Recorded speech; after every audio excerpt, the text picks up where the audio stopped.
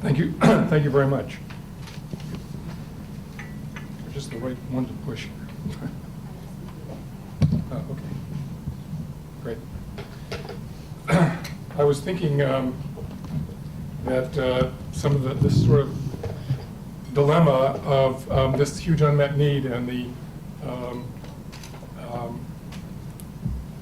inability really to of both our inability to come up with some effective solutions was sort of kind of like the irresistible force meets the immovable object paradox. And then I wondered if, since we now have neutrinos going for the speed of light, whether anything like that holds up anymore.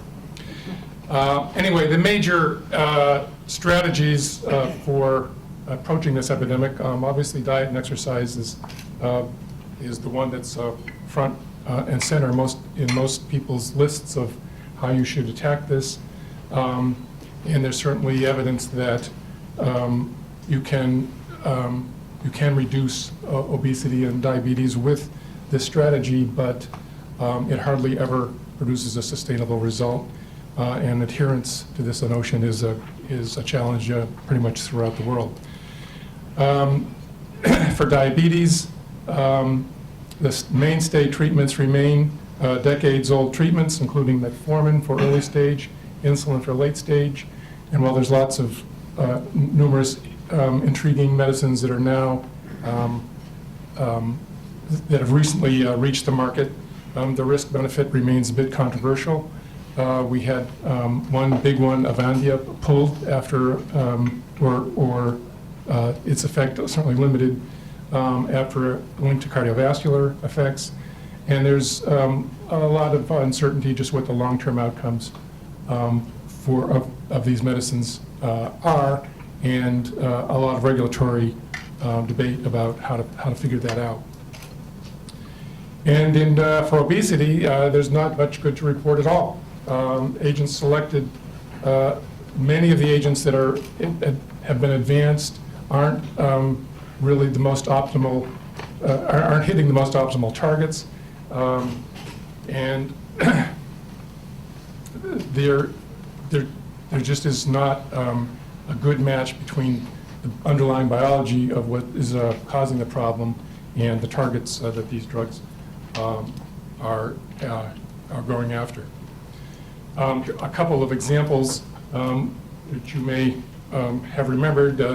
Sanofi Aventis had a very promising drug called Acomplia. It's also known as Rimonabant. I did a story when the first big data on this drug came out at one of the cardiology meetings, and a cardiologist friend of mine said to me that for seeing the data, which was significant weight loss and significant changes in a lot of metabolic parameters, he said, that's exercise in a pill. But my editor smartly put this first sentence on the story. It sounds too good to be true. And while it did have important effects on the weight loss and metabolic arena, it also came with psychiatric side effects, off-target effects that doomed it ultimately. Then there's the fen-phen situation where a drug that was effective in helping people lose weight became adopted so widely, and not just among people who needed to lose 50 pounds, but people who needed to lose 10 pounds. And so while they might have gotten a cosmetic benefit, they didn't get a clinical benefit, and therefore were exposed only to the risk, and which turned out to be a cardiovascular or a heart valve problem. So that's not available. And then we have these three other drugs that are currently in the regulatory process, from companies Orexigen, Vivus, and Arena. I spent a lot of time talking with CEOs and chief medical officers of those companies over the past 4 or 5 years. Every time they'd come through New York at an investor conference, we'd have a conversation. And we certainly wrote some stories that these were coming through, but I always was suspect that they were going to make it, because you have a big pharma industry that's eager for new products. You have a huge unmet need, a huge potential market, and these companies couldn't find partners to take them through the end game. So there's something going on there, whether it was the efficacy or the regulatory process or whatever. I'm sure we'll get into more of that, but I think that's been emblematic of the issue of getting new agents onto the market. There has been a change, a recent decision on the Orexogen Contrave drug, which lowered the hurdle for approval just in the last week or so, and whether that represents some shift at the FDA in terms of how they might be looking at therapies for, at investigational therapies for this problem, well, we'll find out and probably talk a little bit more about. So that, excuse me, so that does leave surgery. Normally, I think most people would think of surgery as a last resort option in almost any kind of condition. But surgery has emerged in this context as probably the most effective treatment.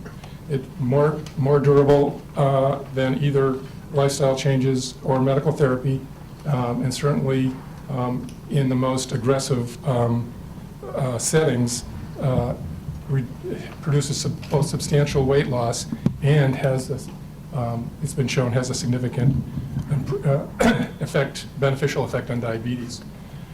There are about 200,000 of these procedures performed in the U.S. each year, but and that's no small amount. I mean, there's probably, I think, between 250 and 300,000 coronary bypass surgeries a year, so you can get a sense of how big a procedure that has become from in the medical marketplace. But still, probably as many as 20 million people would qualify for treatment under the current criteria, and those criteria leave a lot of people who have an overweight or a metabolic problem they're unqualified for this. So you still have, even with 20 million for surgery, you still have a big portion of the population that wouldn't be at the current levels, I mean at the current guidelines, eligible for this. Plus, even how effective it is, considering 20 million people, expecting 20 million people to undergo a huge, a procedure that, is significantly, comes with some risk and with cost, even though it may be cost effective compared to other results, other strategies in its durability. I don't think anybody expects that we would have so many people going to the OR to solve this problem. So better options are urgently needed, and among the challenges that are facing